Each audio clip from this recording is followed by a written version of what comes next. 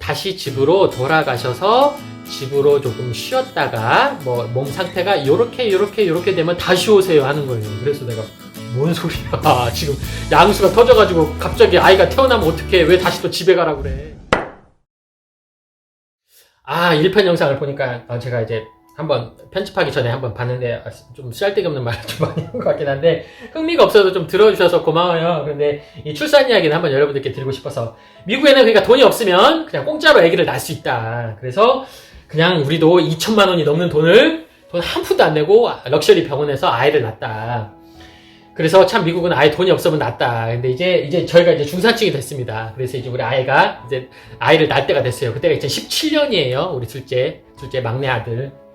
그런데 그 당시까지만 해도 우리가 보험도 없었었고, 그래가지고 이제 조금 이제 병원 알아보니까 우리가 그때가 한 2천만 원 이런 돈을 넘는 돈을 내기가 조금 힘들기도 하고, 이제 그랬어가지고 저희 와이프하고 이제 이런저런 얘기를 하다가 또 와이프가 그런 얘기를 한 적이 있었어요.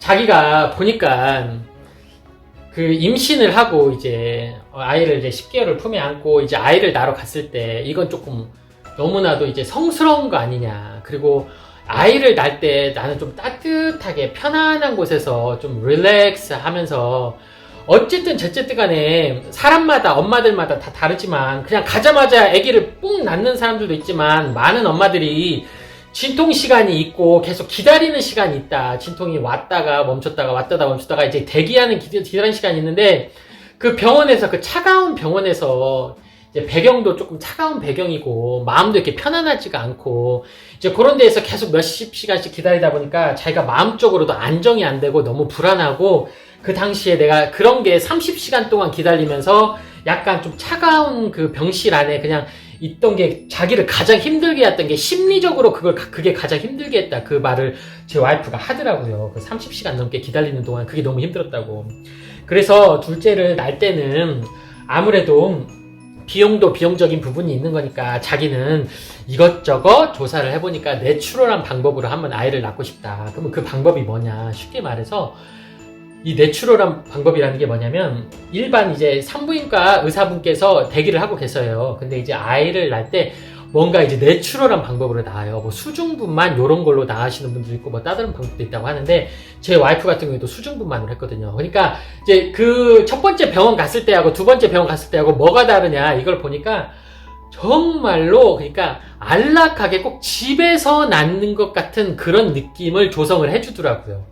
그래서 어떤 곳은 집으로 의사 선생님이 오셔가지고, 자기 집 안이 가장 편안한 곳이잖아요. 어떻게 생각해보면 우리 집이니까. 그래서 우리 집에서 편하게 쉬다가 진통이 오더라도 진통이 이제 오래 있다가 멈췄다가 오래 있다가 멈췄다가 하다가 이제 애가 날 때쯤 되면 자기 집에 있는 욕조에서 수중분만을 한다고 하더라고요. 그게 편안하게 아이를 낳을 수 있고, 그게 아이들도 스트레스가 안 받는다고 그런 말씀을 하시더라고요.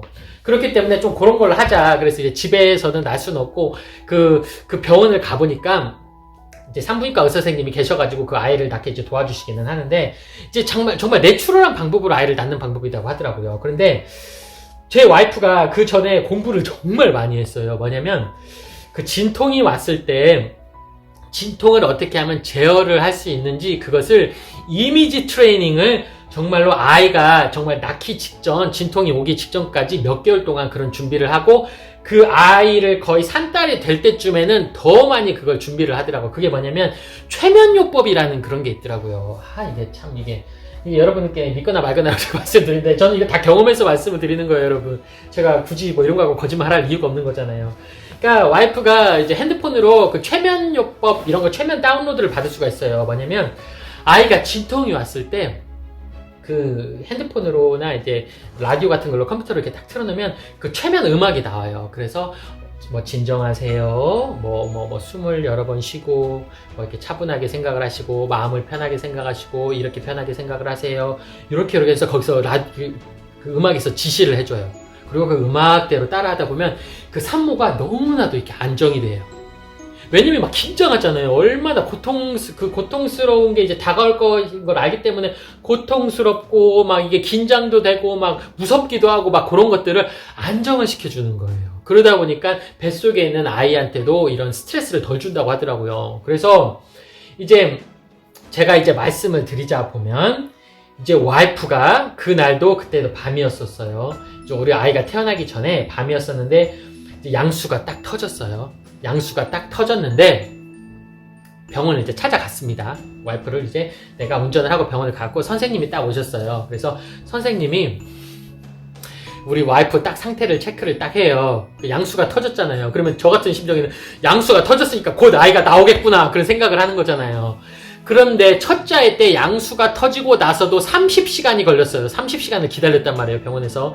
그래서 그 차가운 병실에서 막 뭔가 이제 차가운 그런 느낌의 그런 병실에서 30시간을 기다리는 게 와이프가 제일 힘들었다고 했거든요. 그래서 선택한 게 이런 내추럴한 병원이었고 내추럴한 선생님을 선택을 했던 건데 그 선생님이 와이프 딱 상태를 보더만 그렇게 말씀하셨어요. 다시 집으로 돌아가셔서 집으로 조금 쉬었다가 뭐 몸 상태가 요렇게 되면 다시 오세요 하는 거예요. 그래서 내가 뭔 소리야 지금 양수가 터져가지고 갑자기 아이가 태어나면 어떡해 왜 다시 또 집에 가라 그래. 거기서 운전하고 우리 집이 15분 거리였거든요. 저는 막 무서웠어요. 왜냐면 장모님도 안 계시고 장모님 오신다고 했는데 장모님도 안 계시고 저 혼자 있는데 근데 야 어떻게 이제 와이프가 걱정하지 말라고 내가 지금 진통이 양수가 터졌지만 진통이 그 시간이 길게 왔다가 또 쉬는 시간이 길고 하기 때문에 지금 아기 태어나는 거 아니니까 의사 선생님 말대로 나 집에 돌아가면 된다고. 어차피 병원 여기 있어도 여기도 약간 집보다 더 편안하지가 않기 때문에 차라리 집에서 나는 약간 막 오기 직전까지 집에서 쉬는 게 나한테는 저 안정이 된다고. 와이프가 그런 얘기를 하는 거예요. 제가 이제 긴가민가 했었어요. 뭐야 이거 이거 아닌 것 같은데 혹시 운전하고 가다가 차에서라도 태어나면 어떡해. 뭐 보니까 뉴스 같은데 보니까 막 택시 안에서도 애가 태어나고 한다는데 너무 걱정을 했죠 저는. 근데 와이프가 무조건 집으로 가재요. 그래서 나는 그냥 어떻게 와이프만 믿고 그냥 집으로 다시 왔어요. 구독 좋아요 해주세요. 집으로 와가지고 와이프는 조심조심 해갖고 누웠고 이제 지통이 막 왔다가 숨에서 좀 쉬다가 오는데 와이프가 자기 혼자만 들어가면서 그 핸드폰 이제 틀어놓고 그 최면 그런 거 있잖아요. 이제 딱 틀어놓고 막 안정을 취하더라고요. 안정을 취하고 이제 와이프가 말하기에 내가 요때다 싶어갖고 말하면 바로 오라고 와가지고 그럼 바로 그때 병원으로 가자고. 그러고 났다가 한 6시간인가 7시간인가 상당히 오래 있었어요 집에. 더 있었나? 그러니까 생각해보니까 그건 제가 제 몸이 아니기 때문에 모르잖아요. 근데 제 와이프는 그 엄마들이 또 안다네요. 자기가 이렇게 언제 이게 나오려고 하는 시점이 언젠가 이게 아직은 준비가 안 됐다는 거 아나 봐요. 또 첫째 때 경험을 했었으니까. 그래서 6시간인가 7시간인가 8시간인가 상당히 오래 있었어요. 그러니까 저도 너무 걱정됐거든요. 혹시 여기서 태어나면 큰일 나는데 어떡하냐. 그런데 이제 그 시점이 왔나 봐요. 그래서 이제 선생님한테 와이프가 전화를 하고 그러니까 선생님이 지금 빨리 오세요 해가지고 와이프를 데리고 제가 갔어요.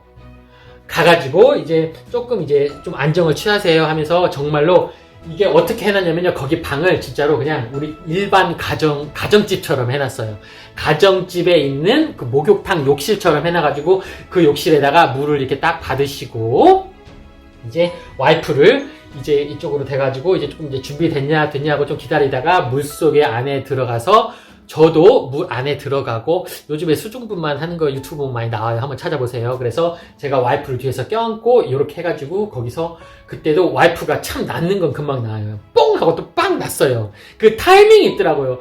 그 진통이 이제 짧아지는 거죠. 그 짧아지는 그게 왔던 시점에 이게 딱 났어요. 그리고 딱 났는데 그때도 와이프가 또 하혈이 심했어가지고 그때도 조금 좀 피를 많이 흘려가지고 그때도 이제 꼬매는 이런 수술을 하긴 했습니다. 그러고 나서 그때도 와이프 그때는 뭐 하루도 안 있었어요. 한 7시간 있다가 그 다음날 장모님 모시고 7시간 있다가 집으로 바로 왔어요. 아이 데리고.